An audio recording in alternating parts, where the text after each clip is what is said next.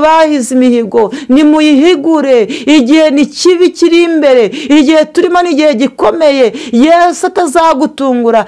Bene data, inzara irahari, Imana itugirire neza. Hariho inzara y'ijambo ry'Imana, hariho inzara yo mu buryo bw'umubiri, ariko abanyarwanda, abantu bibagirwa vuba.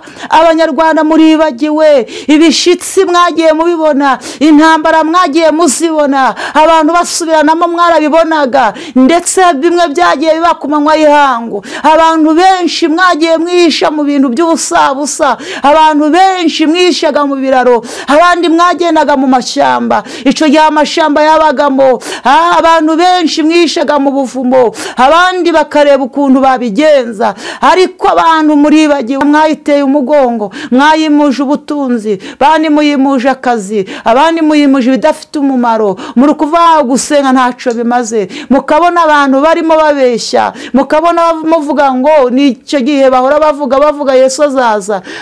Imana idufashe itugirire neza. Abantu mwibagirwa vuba, ye mugeze mu kwa 12, bene data muhora muvuga ngo mbese nibyo bahoramo. Musenge akaga n'amakuba kataraza. Yesu ntawuzi umunsi n'igihe, wicaye iwawe yaza, urimo utetse yaza, waba uryamye yaza, urukora mariage, uri gushingirwa wambaye ivara.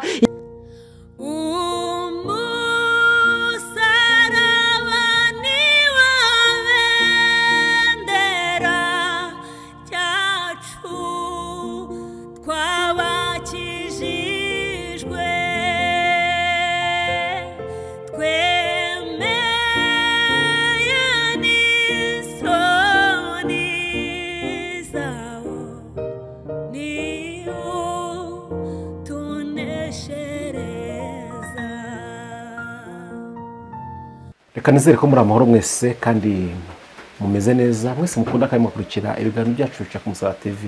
Reka tuvuge ngo ineza y'Imana nibane namwe kandi umugisha w'Imana ubomeho ndetse n'abanyu bose mu bice bitandukanye mugiye muhereyemo, mu ntazi zitandukanye, ku migabane itandukanye, mukamwumva ururimi ndi kuvuga, cyangwa se mukamufite amahirwe yo kugira ubasemurira ururimi ndi kuvuga. Ni mugubwe neza, Uwiteka Imana abishimire, kandi Uwiteka Imana abakugirirwa neza, abagiriye neza mu izina rya Yesu Kristo. Tubahe ikaze mu kiganiro cyacu cy'uyu munsi kivuga butumwa ngize umugisha suye umuhanuzi w'Imana Oliver. Ni umwana w'Imana yamaze kwisobanukirwa kandi naringiye kukica ukuntu, ariko nahise mbigorana none. Ni umwana w'Imana, dushimye Imana ko imurinze, natwe kabiturinze. Murabona rwose arasa neza, yambaye ubwiza bw'Imana. Rero tugiye kwa nawe dutangire dusozanye, tuze guhabwa umugisha bakurikira ubutumwa bwiza bwa Yesu Kristo. Oliver, amahoro? Turamahoro, turashima Imana. Imana iracaturinze, yaratuzigamye. Imana rero nishimwe, habwe icubahiro. Urumeze neza? Meze neza, ndashima Imana. Habaciye iminsi tuba tugukumbuye ari? Yego. Kandi ibiciyemo ariko dushima Imana yuko tubona uri amahoro, tutazatwereka kureba.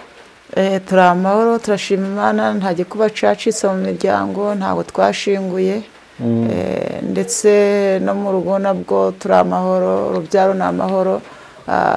Imana ishimwe ko rero ikindinze, n'umutware Imana yampaye nawe iracamurinze. Ubwo rero nabishimira Imana, kandi dore n'akavura kaguye. Imana rero ihabwa icubahiro, n'igihugu cyacu kiri amahoro. Turashima Imana rero ihabwa icubahiro. Imana rero ibampera umugisha, abari kure n'abari hafi, abari muri iki gihugu cy'u Rwanda, abari mu mahanga. Rero nababwira ngo amahoro y'Imana nabane namwe iminsi yose. Mbifurije kuzabona umwami Imana, mwe kuzaba mwararuhiye ubusa. Imana rero ibampera umugisha. Amen, amen. Nawe Imana iguhe umugisha. Ubushize twaraganiye tugana kwa turi kuvuga se umuntu wanga igihugu, urwanya igihugu, ese umuntu azajya mu ijuru? Ndibuka ko twaganiye ubushize twavuze ubushize. Yego. Dusanga umuntu nimba atemeye igihugu, urwanya igihugu, dusanga nta juru afite. Wahise bakuzaho? Wahise bakuzaho? Ntaryo. Dushimira no kongeye kwana ikindi nshaka kubaza noneho se, ariko mujye mufata akanya nk'abahanuzi mukavuga mutereka dusengere igihugu cyacu by'umwihariko.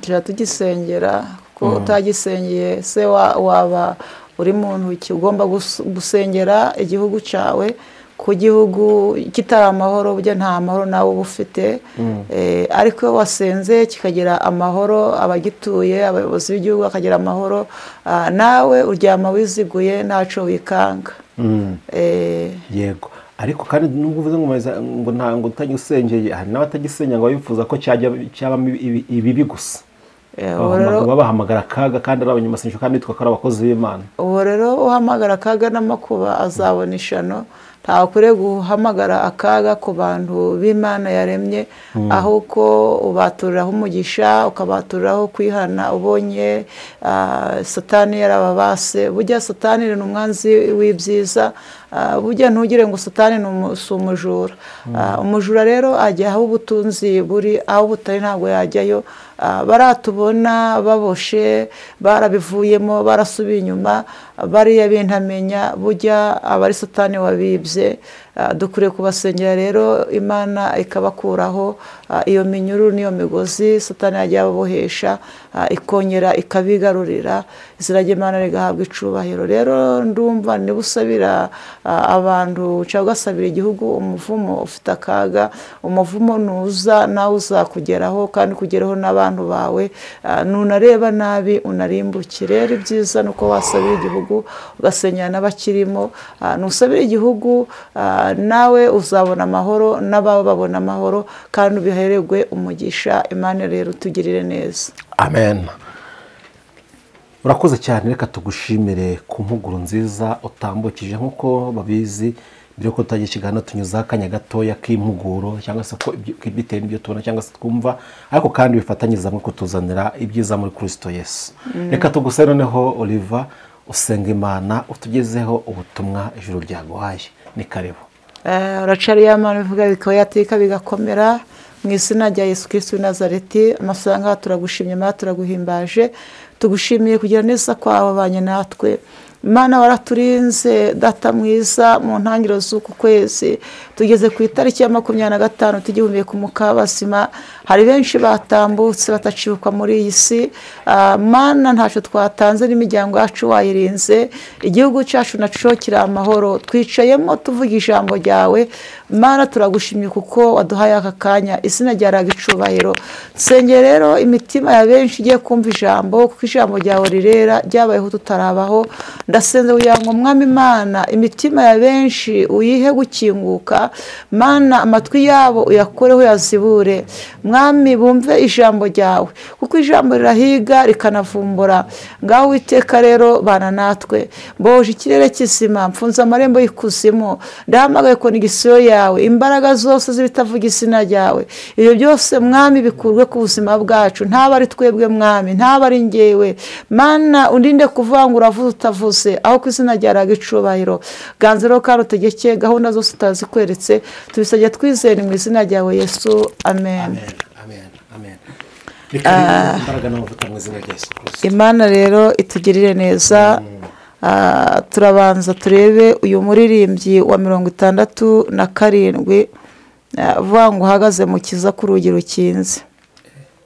Uhagaze mu kiza ku rugi rukinze utegereza yuko bagukingurira ariko bene data n'iby'isoni nyinshi gukingira n'Umwami Yesu Mucunguzi akomanga ku rugi kandi dorafite inkovu z'imbereri n'ikamba ry'amahwa mbega urukundo rwinshi gutegereza cyo nta kindi cyaha kibi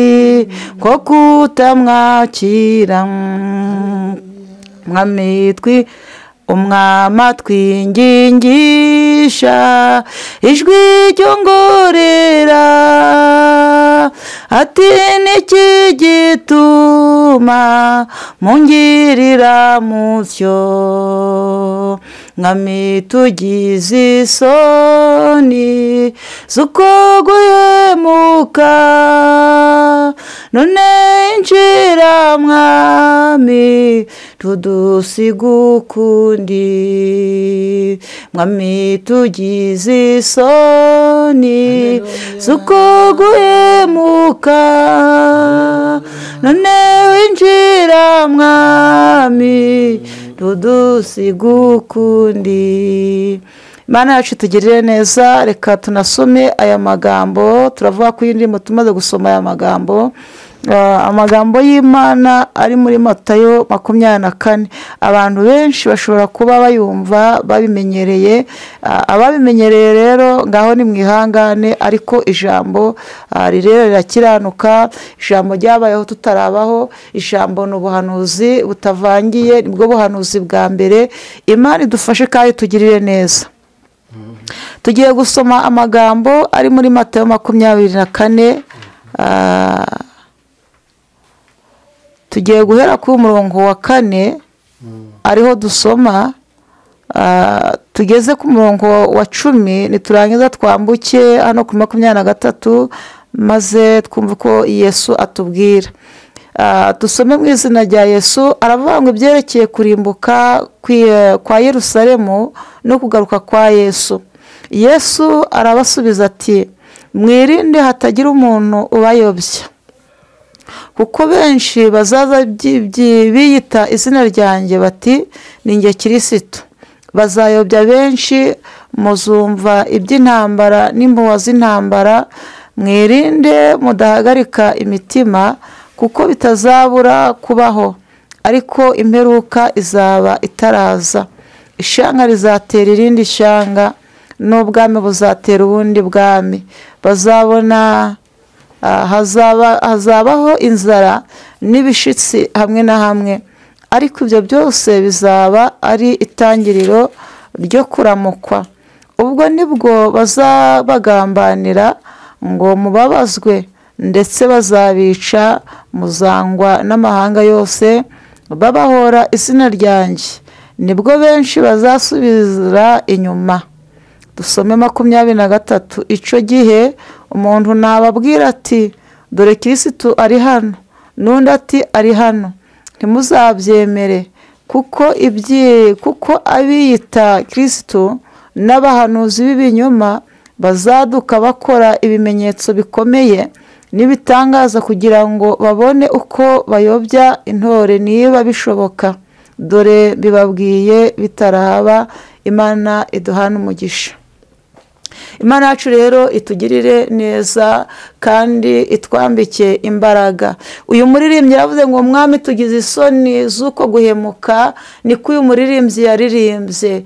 Aba bantu baririmbye uyu muririmbyi bari bafite gukiranirwa, barakingiranije Uwiteka Imana mu mitima yabo, baramukingiranije ibyaha ndetse batakibitinya, ariko barebye babona bambaye gukiranirwa. Ariyo mpamvu bavuze bati nta cyaha kibi nko gukingirana umwami Yesu. Burya gukingirana umwami Yesu cyangwa se gukora ibyaha, kiriya ni icyaha gikomeye cyane kibi. Imana itugirire neza. Ariko barisuzumye baravuga ngo mwami tugize isoni z'uko guhemuka. Baravuga bati noneho mwami ntudusige ukundi. Imana rero idufashe itugirire neza, itwambike imbaraga. Muri iyi minsi rero nawe waba wiyumva, waba ureba ukuntu wakingiranije umwami Yesu. Abantu benshi bakinze imitima yabo. Gukingurira umwami Yesu byarabananiye. N'abari barakinguye barongeye barakinga.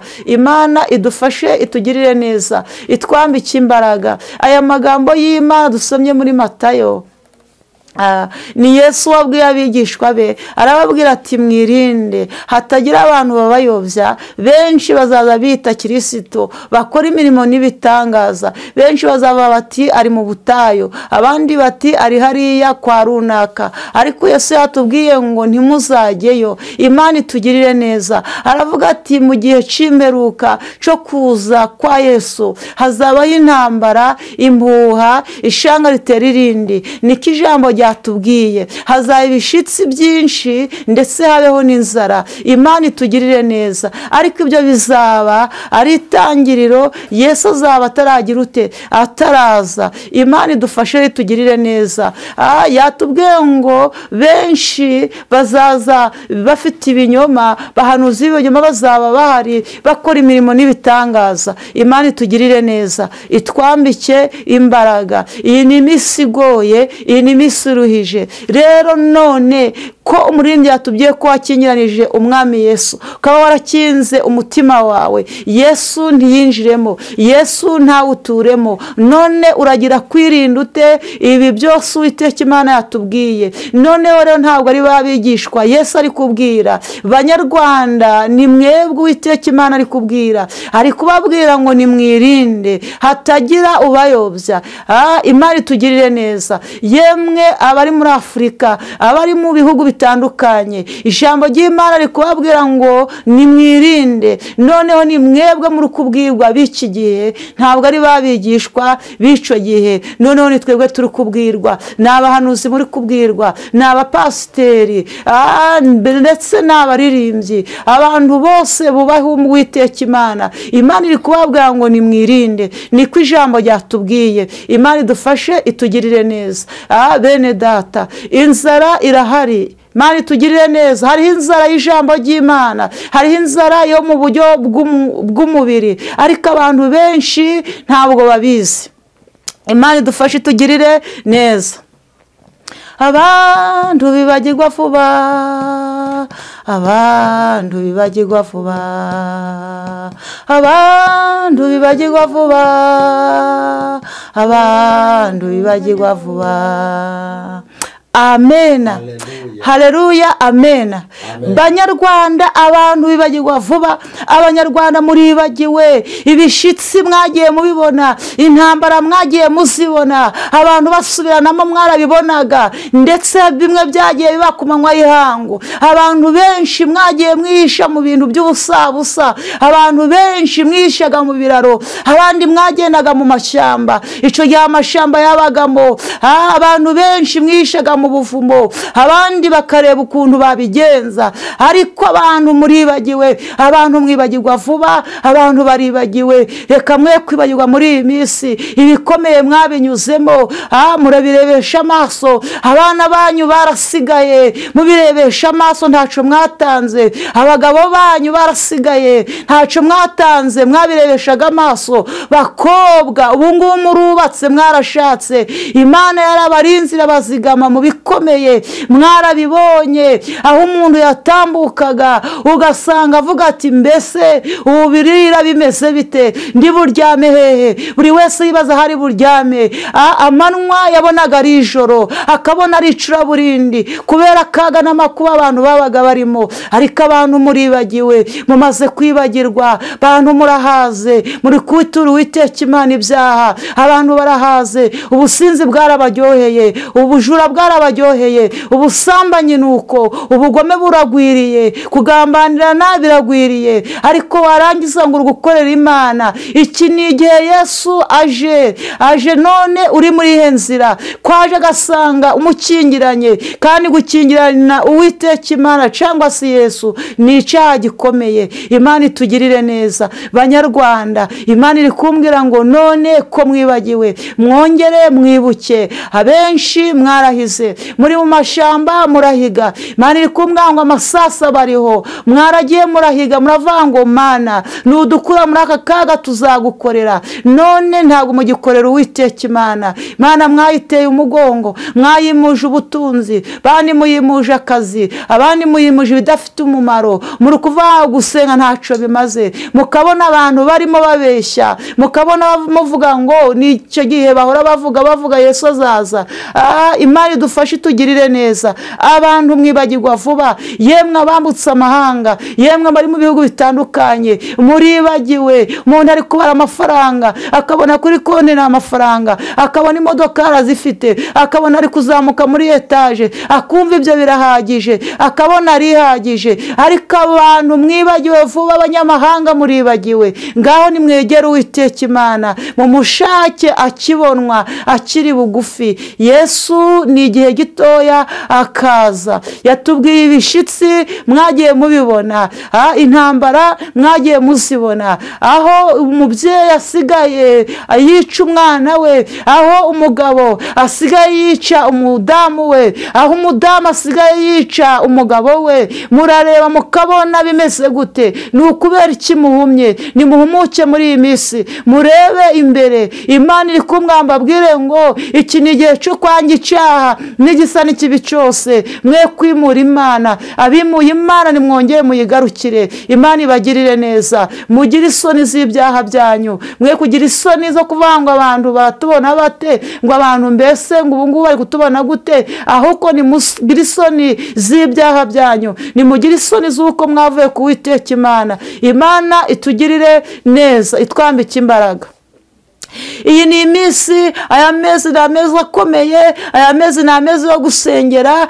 Mugeze mu kwa 12, bene data muhora muvuga ngo mbese nibyo bahoramo. Musenge akaga n'amakuba kataraza. Yesu ntawuzi umunsi n'igihe. Wicaye iwawe yaza, urimo utetse yaza, waba uryamye yaza, urukora mariage ugushingirwa wambaye ivara yaza, pasiteri uri musezeranya Yesu yaza, yewe uko waba ukomeye kose uri mu kazi Yesu yaza. Ahubwo bibaze ngo mbese Yesu yaza, yasanga mpagaze, yasanga nkiranutse, yasanga ese nkimutegereje, yasanga narakinguye umutima. Irebeho wisuzume. Imana itugirire neza. Bakobwa, ko Imana yabasigamye ikabasigaza, mukaba mwarashingiwe, ubu ngubu mukaba muri no gushingira. Byari bikomeye ibihe bya mbere, namwe murabizi. None kuki mwibagiwe? Kuki mwibagiwe? Ni Uwiteka Imana arimo ababaza. Ngaho nimwibuke aho mwaguye n'aho mwavuye, mukongera mukava mu buntu bw'Imana. Imana ibagirire neza kandi bambike imbaraga.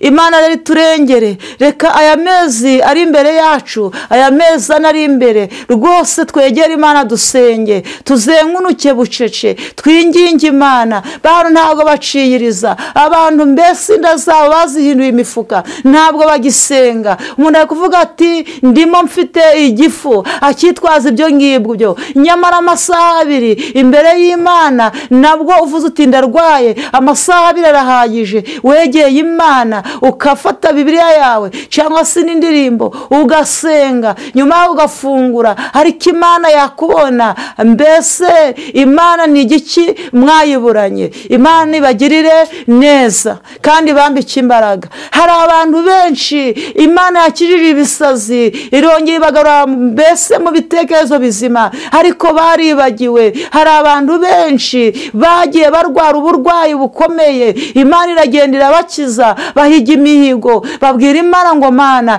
nudukura ahangaha muri ubu burwayi, ukadukura mu bitaro, tuzahiga ibi n'ibi, tuzaguhigura iki n'iki. None ntabwo mwahiguye. Yemwe bahize imihigo, nimuyihigure.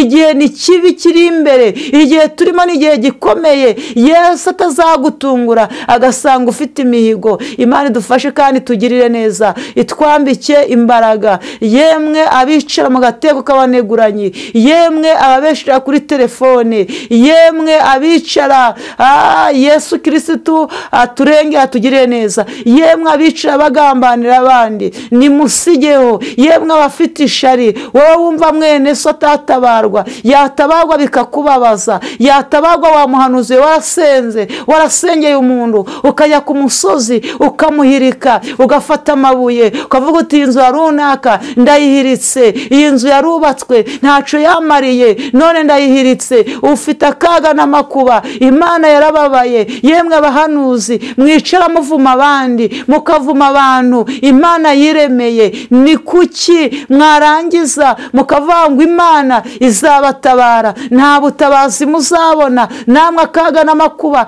karabaziye, ubwo bugome mufite, ubwo bwicanyi mugenda muvuma mubatongera. Imana ibafashe kandi bagarure mu nzira yayo. Imana idufashe kandi tugirire neza. Yemwe bagabo, iki ni igihe rero cyo kunihira Imana. Yemwe babyeyi, iki ni igihe cyo kunihira Imana. Banyarwanda, iki ni igihe cyo kunihira Imana. Abatuye isi, murebe ukuntu mwari muri murungabangabo, abandi mukwira imishwaro, abandi muvuga muti bizagenda bite. Imana ikagenda ibahisha mu tuntu tubusabusa, ariko mwibagiwe vuba. Imana iri kumwe ngo ni kuki mwibagiwe? Ngaho rero reka mwongere muhindukirire, murebe aho mwaguye, mwongere mugarukire Uwiteka Imana, mukingure imitima yanyu. Yesu ntabwo ari bo basiga ukundi, ahubwo arabagirira ibambe n'imbabazi kandi abagirire neza. Ese Imana iri kumwe ngo barimo bansaba umugisha, ndawunyuza hehe? Ndawunyuza he barankingiranye? Ndawunyuza he bagifite ubugome? Ndawunyuza hehe bamaze kwibagirwa? Ndawunyuza hehe mbese batagitinya ibyaha? Imana idufashe itugirire neza, itwambike imbaraga kandi iturengere. Imana iturengere muri iyi minsi. Yemwe abandu mugenda mukayagucisha mukavuga ngo ni impano Imana yabahaye, mukajya mu bakonikoni mukayagucisha ngo mugushakisha impano. Mwirirwa mubesha abantu, mwirirwa mubarya amafaranga, mwirirwa mubesikoroka, mwirirwa muvuga ni Imana yavuze, nyamara mufite ibindi bintu mukenyereyeho, mufite ibindi bintu muri guhanuriraho. Imana yambwiye ngo iraje, mufite akaga n'amakuba, Imana ije kubanyuraho. Ibyo byose mufite mwishingikirije, atari Uwiteka Imana wabahamagaye. Imana ifite agahinda n'umubabaro. Ntabwo Imana yahamagaye umuntu imuha ibintu bya pirate. Umuntu Imana yahamagaye ntabwo asabiriza. Umuntu Imana yahamagaye ntabwo ajya imfubyi n'abapfakazi. Umuntu Imana yahamagaye asenyera umuntu nta biguzi. Umuntu Imana yahamagaye ntabwo ngo agenda ngo afate ibindi ngo agenda bifashe. Ugasanga abantu bamwe bafite utubuye, abandi bafite utundi tuntu mu makofi, bakavuga ngo ni abakozi b'Imana. Mufite izindi mbaraga, mukagenda iyo ngiye mukagucisha, mwarangiza mukaza mu bwoko bw'Imana. Igihe kirageze Imana ize ibahane, ni ukuri yihanikiriye, ntabwo izabagirira ibambe. Amarira y'abantu mwagiye mwambura yageze imbere y'Imana. Imana idufashe itugirire neza. Banyarwanda, mureke dusengeshe umwuka iteka. Yemwe abari mu mahanga, dusengeshe umwuka iteka. Igihe kirageze yemwe abafite imyuka itavuye ku Uwiteka Imana, Imana ibashire ku karubanda, kandi ndabizi neza izabikora. Ntabwo ari ibinyoma ndimo mbabwira. Umuntu Imana yahamagaye, uwo nguwo Imana izamurengera kandi mugirire neza. Kandi mureke mbabwire, aya mezi nayo gusenga cyane.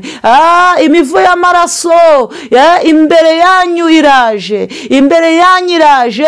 Impfu zitandukanye zirahari, amaraso ya benshi agiye kumeneka. Mwitonde cyane muri iyi minsi, musenge. Murimo muvuga ngo turihagije, dufite amafaranga, dufite imodokari zacu, ariko mbabwire Uwiteka Imana hagiye kujya basanga mu mihanda. None se ko impanuka zihari nyinshi, amaraso akaba agiye kumeneka mu buryo butandukanye, mutari kwegera Imana, mumaze kwibagirwa, mwarahize imihigo, murahigira iyindi mihigo ku yindi mutarahigura. Ahubwo muhigure vuba, maze Uwiteka Imana abagirire neza. Ntabwo ndimo mvuga ngo ndimo mbasaba, aho mwahigiye Uwiteka Imana ntabwo nari imari, ariko mugende muhigure kugira ngo Uwiteka Imana abagirire neza. Imivu y'amaraso irimo iri gutemba ni myinshi cyane mu mihanda irimo, aho mutuye imivu y'amaraso irahari, aho ngaho mu migi imivu y'amaraso irahari, mu byaro imivu y'amaraso irahari.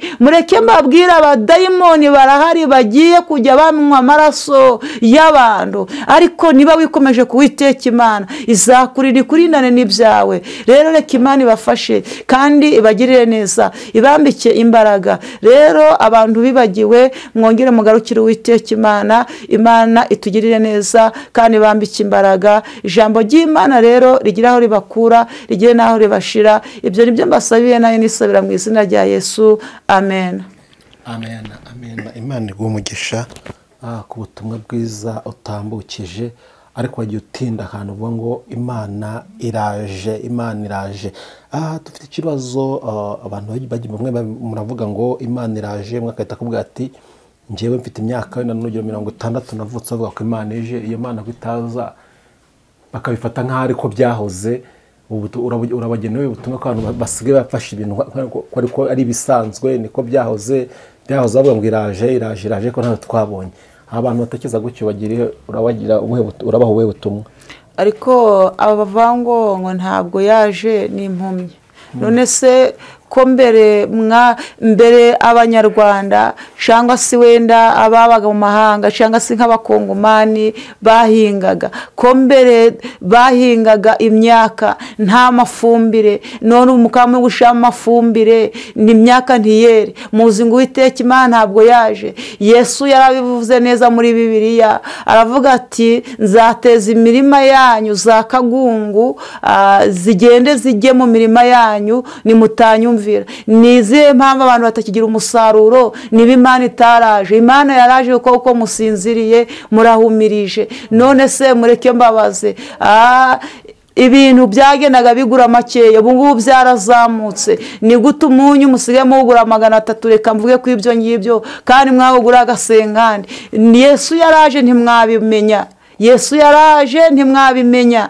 Ubu ngubu benshi Imana igiye kubatungura. None se niba ubonye mu bana bawe ukabona akaga n'amakuba kagezemo, ukabona abana bari kugwaragurika, ntuzi uburwayi bwavuye, mukirirwa muhamagara ngo yewe mudusengere, ukabona bizinesi zawe ntizicemera, wibwira ngo Yesu ntabwo yaje. Yesu yaraje, ariko abantu baribagiwe, banarahumye. Abantu bari maso bo bari kubireba.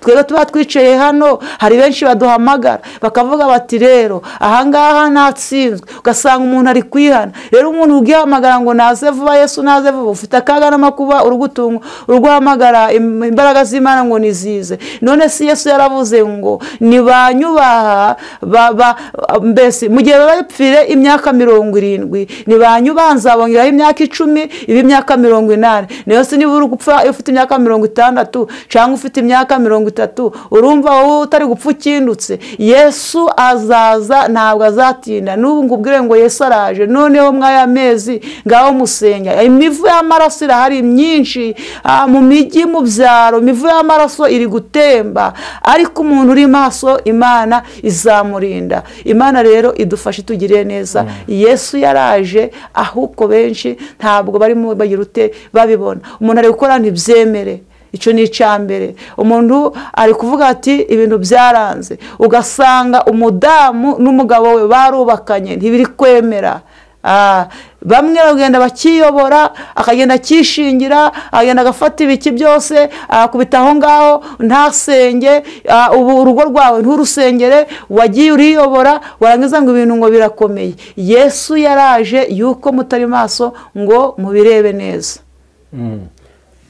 Yego, bye byose bari kugenda basobanukirwa, cyangwa turi kugenda dusobanukirwa. Hari igihe nyine Yesu aza mu bundi buryo, abantu uko bari bamwiteza ari buze ntabari kwaza, ugasanga baravuze ati Yesu ntabwo yaje, kandi wenda uburyo twari tumwiteze ntabwo bwo twamubonyemo. Nepo Yesu yaraje, ukuntu yaje nuko Yesu yagiye aha bamwe ubutunzi. Aramubwira, akabwira umuntu ati ngo hawe ubutunzi, akamuha ubutunzi, abana be bakajya hanze, ukabona inzu ukayibona rwose bitakugoye, ukabona ufite bizinesi. None ubu bizinesi zarahagaze. Imana yaraje bigezamo imirindi yayo, wowe ntiwabimenya. Ni Imana iri gukora muri iyi minsi ibintu nibura uko batagenda neza. Ubu Imana ugenda inyaga abantu yahaye ubutunzi, niba buhisha Imana, ukafata ubutunzi bwawe ukabujyana mu businzi, mu busambanyi, ukabona ko umugabo atakiri umugabo, kirirwa umukandagira, ukazana abandi bagabo bagasumba wa mugabo wawe. Yesu we yanyuma akabireba gutyo akabikwaka, ubundi ukaba uri maso ikintu urimo usabiriza, urimo uvuga uti muri banki nibanguza nibagira ute. None n'amazu yawe yageze mu ntuza, yageze mu maboko y'abantu babiteza cyamunara. Yesu yaraje, Yesu yaraje. yego Yesu yaraje kandi nk'uko uratubwiye ati akomeje kuza. Aha ikintu bavuze ngo kimivuye amaraso, ese ni imigambi shitani afite kugira ngo dusenge biveho cyangwa ni byamaze gusohora? Ahanini bashobora kuvuga ngo ni imigambi ya Satani, ariko hari ntabwo ari imigambi ya Satani. Imbere ahangaha abageni ni benshi, mu byanyu mubyemere banyarwanda, abatuye isi yose mushake mubyemere cyangwa se mubyihorere, abageni barahari benshi kandi imivu y'amaraso irahari. Rero bwihari itegure, wirinde we gutambika ibirenge, wirinde aho wakinyurije umwami Yesu wongera ukingure. Abageni barahari benshi kandi Yesu yamaze kwambika amagare, yaramanutse, nta n'uzasubizayo, nta n'uzakoma Imana mu nkokora. Ariko rero bamwe na bamwe muragowe, niba bavuze ngo Oliva ni umugeni, mujya kunsengera gute ngo Mana mugarure? Imana iba yasinye ngo Oliva ni umugeni, mwinsengera nimunyihorere, kuko Imana yamaze kuvuga iti Oliva ni umugeni. Ahubwo tusengesha umwuka iteka. Ariko amagare ya benshi yaramanutse, harimo amagare menshi cyane rwose yaramanutse, amaraso arahari. Tureke gusenga ngo Imana ibivano, turekere iyo ngiyo se? Ntabwo twareka gusenga. Wasenga ugasenga ku giti cyawe, ugasenyera umuryango wawe, abana bawe, ndetse ugasenyera igihugu n'isi yose ukayisengera. Ariko ntabwo twavuga ngo ntitwareka gusenga.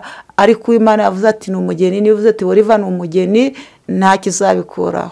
Ntabwo yabisunika bikigira imbere nk'uko yigize gusanga umukozi w'Imana ikamwongera Ezekiya ikamwongera imyaka 15 se ikabikuraho. Ezekiya dusinyira dusanga Ezekiya yatumwa n'umuhanuzi ko yaraga iby'agapfa akagenda, ariko ayerekeye ivure, Imana yagaruka irigarura avuga ati nkongera imyaka 15. Dusenze ntabwo yabye kwigarura Ezekiya. Imana yamutumyeho kwiyeza no kweza ibyiwe, no kuraga ibyiwe, kwiyeza no kweza ibyiwe. Arangije nyine ariyeza kuko hari icyo Imana yabonaga muri we, yibutsa n'Imana. Arangije rero Imana irimugirira imbabazi, imwongerera igihe cyo kubaho. Ariko abantu muri iyi minsi bo batepu niko byahoze. Hariho n'ubu byo kuma muri comment ngo ngaho nyaze vuba ngo byaratinze ngo ubu napfuye kare. Ahubwo ufite ibibazo, none niba upfuye ugiye hehe? Muri make umuntu twite ku iherezo ryacu, buri wese asenge yite ku iherezo ryiwe. Yego, katugushimire. Yego, sinzi nimba hari icyo wibagiye mu butumwa Imana yari yaguhaye kugira ngo manze ugitubwire tubone ugana ku musozo. Ntacyo, iki gihe ni igihe cyo kwiyeza no kwezwa, umuntu akihana neza, agakingura umutima yakingiranije umwami Yesu, akongera akinjira muri we. Katugushimira Oliva, wakoze cyane. Yego, reka twizere ko Imana ijya kuguha ubutumwa, tuzongera tukabonana ukatugezaho ubutumwa, tukamenya icyo Imana dushaka kubera misi. Yego, nta kibazo. Inshuti muvandimwe, turi kumwe muri kino kiganiro kivuga ubutumwa tugisubikiye ahangaha. Ariko Oliva akomeje gusenga n'umukozi w'Imana, umwana w'Imana akomeje gusenga uko umwami azajya amugenderera, akagira ibyo amuha kugira ngo atugezeho, muzajya mubona kuri kamera zacu abagezaho ubutumwa bwiza. Mwakoze kudukurikira, mwakoze kubana natwe. Reka dusabe Oliva noneho, birashoboka ko wakwifuza ko musengana, birashoboka ko wakwifuza kwatura bitewe n'aho wisuzumwa ukabona waragenze nabi. Reka tumusabe atuhe nimero za telefone abonekaho, nasoza adusengere tukane ku musozo. Nomero ni 0788 210 453. Mana turagushimira izina ryawe icubahiro, twumvise ijambo ryawe ritubwiye ko dukwiriye kwirinda tukaba maso, kandi ni igihe kigoye kiruhije. Hari byinshi byatambutse tubireba, wabitwibukije mu ijambo. Reka uhe abanyarwanda rero kwirinda, kandi ubahe kukugarukira no guhindukirira. Uhe abari mu mahanga batuye isi yose kukugarukira mu izina rya Yesu. Ubashoze ubambike imbaraga. Abo Satani yaboshe, Mana ubakureho izi ngoyi n'iminyururu, kugira ngo babashe kubohoka mwami, baguhindukirire. Izina ryawe icubahiro. Rengera ababyeyi, abasore n'inkumi, rengera abagabo, urubyiruko, rengera abatuye isi yose mwami, kugira ngo izina ryawe uragwe icubahiro. Reka ijambo ryawe mwami Imana uri riherekeze kandi ubwiza bwawe Mana ribe kw'iri jambo abantu benshi mwami ubahe kumva no kurizirikana no kuritega amatwi izina ryawe icubahiro kandi mu izina rya Yesu ndasenze ngo Mana dayimoni bo guhora dayimoni bifuhe aba bose bakurweho Mana ku buzima bwanjye ku rugo rwanjye mwami abadayimoni bo guhora bave ku gihugu cy'u Rwanda bave ku banyamahanga ku batuye isi yose Mana izina ryawe icubahiro twaturi mu mwanya w'ijambo rero gahunda zose turazikweretse mwami nta bari twebwe duciye bugufi turakubashe tubisabye twizeye mu izina ryawe Yesu Kristo Nazareti turakoze amen.